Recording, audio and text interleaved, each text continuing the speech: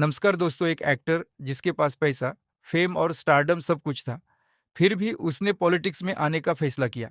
आखिर विजय को ऐसी क्या जरूरत पड़ी और कैसे एक फिल्म सुपरस्टार ने तमिलनाडु की राजनीति में अपनी अलग पहचान बना ली?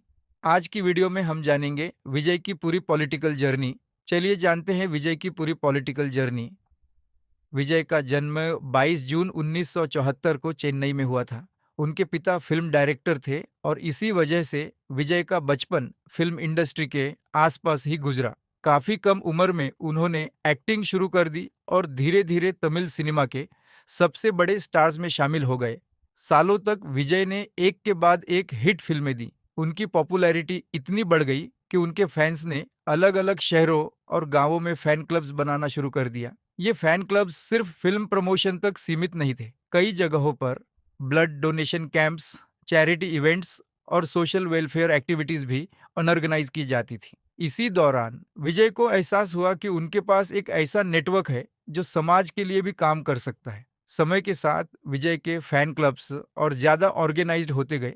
उनके सपोर्टर्स सोशल इश्यूज पर भी काम करने लगे। यही वह दौर था जब लोगों ने पहली बार विजय के पॉलिटिकल फ्यूचर को लेकर चर्चा करनी शुरू की। कई सालों तक विजय ने पॉलिटिक्स में सीधी एंट्री नहीं की, लेकिन उनकी स्पीचेस, पब्लिक स्टेटमेंट्स और कुछ सोशल इश्यूज पर उनके स्टैंड को देखकर लोग अंदाजा लगाने लगे कि शायद वो भविष्य में राजनीति का रुख कर सकते हैं। जब भी विजय किसी सामाजिक मुद्दे पर बोलते, उनकी बात को बहुत ध्यान से सुना जाता था। धीरे धीरे उनकी इमेज सिर्फ एक एक्टर की नहीं बल्कि एक इन्फ्लुएंशियल पब्लिक फिगर की बनने लगी। फिर आया वह पल जिसका उनके फैंस को काफी समय से इंतजार था। विजय ने अपनी पॉलिटिकल पार्टी तमिलनाडु वेट्री काजगम की घोषणा की। इस अनाउंसमेंट ने तमिलनाडु की पॉलिटिक्स में हलचल मचा दी।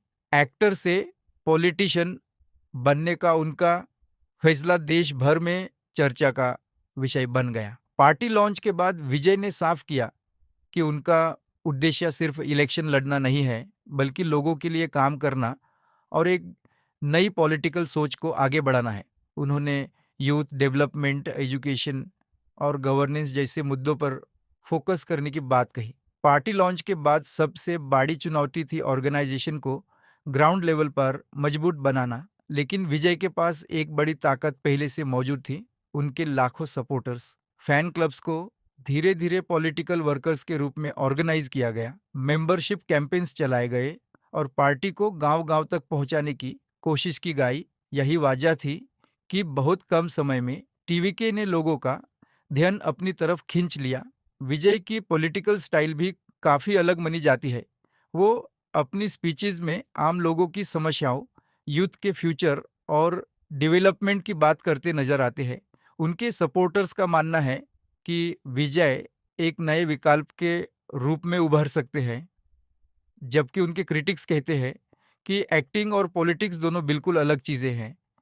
लेकिन एक बात तो तय है, जिस तरह विजय ने फिल्म इंडस्ट्री में अपनी पहचान बनाई, उसी तरह पॉलिटिक्स में भी उन्होंने लोगों का ध्यान अपनी तरफ खींचने में सफलता हासिल की है। आज विजय की पॉलिटिकल जर्नी अभी भी जारी है। आने वाले सालों में उनकी पार्टी और उनका पॉलिटिकल करियर किस दिशा में जाएगा, ये देखना काफी दिलचस्प होगा। क्या विजय तमिलनाडु की पॉलिटिक्स में एक नया अध्याय लिख पाएंगे? क्या उनकी पॉपुलैरिटी वोट्स में बदल पाएगी?